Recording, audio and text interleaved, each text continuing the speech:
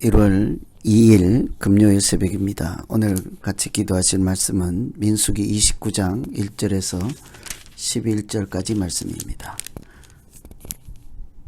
그 중에 1절과 7절 봉독해 드립니다. 일곱째 달에 이르러는 그 달 초하루에 성회로 모이고 아무 노동도 하지 말라. 이는 너희가 나팔을 불 날이니라. 7절 일곱째 달 열흘날에는 너희가 성회로 모일 것이요 너희의 심령을 괴롭게 하며 아무 일도 하지 말 것이니라. 아멘. 오늘 우리가 읽은 29장 1절에서 11절은 절기에 대한 말씀입니다. 나팔절과 속죄일에 대한 말씀이죠. 그 다음에는 초막절에 대한 말씀이 있습니다. 29장에 이런 절기, 특히 7월에 있는 나팔절, 대속죄일, 초막절, 절기에 대한 말씀을 이렇게 전해주고 있습니다. 특히 나팔절은 대속죄일과 함께 새해를 시작하는 첫 번째 절기라고 하겠습니다. 하나님께서 이스라엘 백성들이 약속의 땅에 들어갔을 때 예배 드리는 것을 이렇게 또 이런 제물로 언제 이런 방법으로 드려야 한다 소상히 가르쳐 주시면서 절기에 대해서도 말씀하시죠. 매일 어떻게 드려야 되는가, 매달 또는 1년에 이런 특별한 경우에 절기를 지켜라. 이런 것을 통해 하나님의 자녀로 하나님의 백성으로 살아갈 수 있는 방법들, 그런 예배들을 일러주시는 말씀입니다. 하나님께서 이런 절기들을 통해서 우리에게 하시고자 하는 말씀은 무엇일까요? 첫째는 나팔절에 대한 말씀인데요. 이 나팔절을 통해서 보면 이게 하나님 앞에서 새해를 시작하라, 이런 의미가 있습니다. 1절에 일곱째 달에 이르러는 그 달 초하루에 성회로 모이고 아무 노동하지 말라. 이는 너희가 나팔을 불 날이니라. 이 7월 1일인데 유대력으로는 정월 초하루이죠. 새해 첫날입니다. 유대력으로는 정월달이라 하겠는데 요즘으로 말하면 새해 첫날이라고 하겠습니다. 그래서 한 해를 시작할 때 나팔을 불라 하는 거죠. 나팔이 성경에 여러 신호로 사용하지 않습니까? 행군을 할 때 나팔을 불면 출발하고, 나팔을 불면 이렇게 스탑하기도 하고, 나팔을 길게 불면 모이기도 하고, 나팔을 또 어떻게 불면 전쟁으로 나아가야 하기도 하고, 이런 신호이기도 하고, 나팔 소리는 항상 하나님의 임재를 뜻하는 소리이기도 하지요. 예수 그리스도께서 다시 오실 때 나팔 불며 이렇게 나팔 소리와 함께 이렇게 오시는 것을 성경에서 또한 볼 수가 있습니다. 그래서 새해 첫날에 나팔을 분다, 그리고 즐거워하며 축제를 지낸다는 것은 하나님 앞에서 새해를 시작하라, 이런 뜻이지 않겠습니까? 그래서 우리의 믿음 생활은 항상 하나님 앞에서 시작하는 것이죠. 그래서 우리도 무엇을 하든지 기도로 하지 않습니까? 항상 하나님 말씀을 가지고 시작하기도 합니다.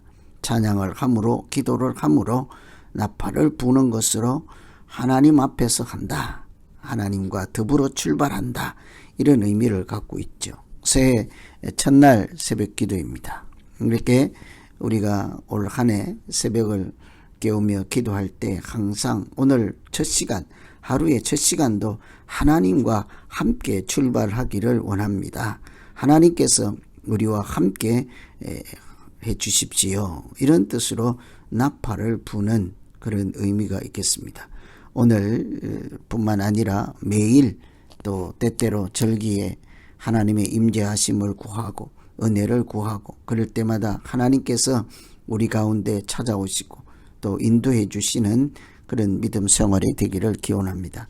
두 번째는 속죄일인데, 이것은 7절에 보시면 일곱째 달 열흘날에는 너희가 성회로 모일 것이요 너희의 심령을 괴롭게 하며 아무 일도 하지 말 것이니라. 7월 10일이죠. 나팔을 불고 열흘째 되는 날 이렇게 성회로 모여라.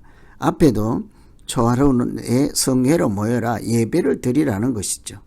처음 시작할 때 예배를 드리고 또 열흘 되는 날 성회로 모여라 하는 것은 이 특별히 속죄일에 대한 말씀이죠. 너희 심령을 괴롭게 하고 아무 일도 하지 말라. 이 심령을 괴롭게 하다 하는 것이 회개를 표현하는 말씀입니다. 이 대속죄일은 개인적으로나 민족적으로나 하나님 앞에서 지은 죄를 죄 사함을 받고 이렇게 살아가는 그런 말씀이죠. 특히 한 해가 시작할 때 하나님의 임재 앞에서 시작하고 가장 먼저 하는 일이 속죄라는 것이 뜻깊지 않습니까? 뭐 이제 시작하는데 뭐 잘못을 구할 필요가 있겠는가 하겠지만 지난 세월의 모든 허물과 죄를 해결하고 죄 사함을 받고 깨끗한 마음, 정결한 마음, 이제 새 마음으로 출발하라, 이런 의미를 갖고 있겠죠. 그래서 우리가 하나님 앞에서 살아가는데 필수적인 것이 죄의 문제, 허물의 문제, 하나님을 대적하는 문제, 믿음 없는 문제, 이런 것들을 해결하고 옛사람이 아닌 새 사람으로 살아가는 것이 믿음이지 않겠습니까? 그래서 새해가 시작하는 첫 부분에, 앞부분에 회개가 있다. 그것도 이렇게 마음을 괴롭게 하라 하는 것처럼 이 마음을 괴롭게 하라 하는 것은 철저하게 회개하라는 뜻이죠. 우리가 지난 잘못을, 허물을 다 해결함, 죄사함을 받고 하나님의 도우심과 인도하심에 따라 정결한 마음, 정직한 영으로 하나님이 주시는 새 마음으로 그렇게 출발하는 것이 새해라는 것이죠. 이 대속죄일에 그래서 아주 특별한 행사가 있습니다. 아사셀 염소를 광야로 보내고 한 마리는 잡아서 피를 뿌리고 이렇게 앞으로 오실 예수 그리스도께서 십자가에 우리를 대속해서 죽으시는 그 보혈의 공로로 죄 사함을 받고 이제 새 출발한다, 이런 의미를 갖고 있겠죠. 그래서 이 새해가 시작할 때 나팔을 불며 하나님을 생각하며 하나님의 임재를 생각하며 하나님의 앞에서 이렇게 새해를 시작합니다.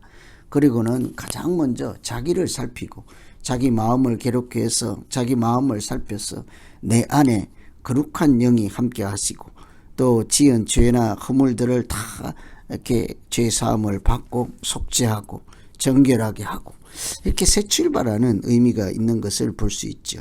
새해가 시작할 때 우리 모두 이렇게 하나님 앞에서 시작하는 해가 되시고 또 특별히 무엇보다 새 마음으로 시작하는 새해가 되어서 우리가 살아가는 이 믿음 생활이 하나님께서 함께 하시는 믿음 생활이 되기를 기원합니다.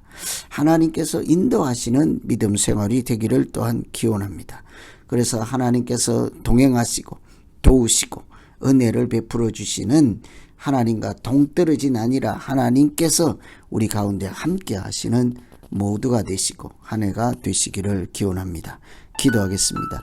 하나님 아버지, 새해 첫날에 나팔을 불며 하나님의 임재를 또 은혜를 사모하며 하나님 앞에서 새 출발하는 귀한 은혜를 주심을 감사합니다. 새해 첫날부터 하나님을 생각하게 하시고 말씀을 생각하게 하시고 은혜를 사모하게 하셨사오니 우리가 앞으로 살아가는 우리에게 주어진 이 새해 1년이라는 시간들을 허투루 살지 않게 하시고 오직 경건하게 믿음으로 하나님께 영광을 돌리는 믿음 생활이 되게 하여 주시옵소서.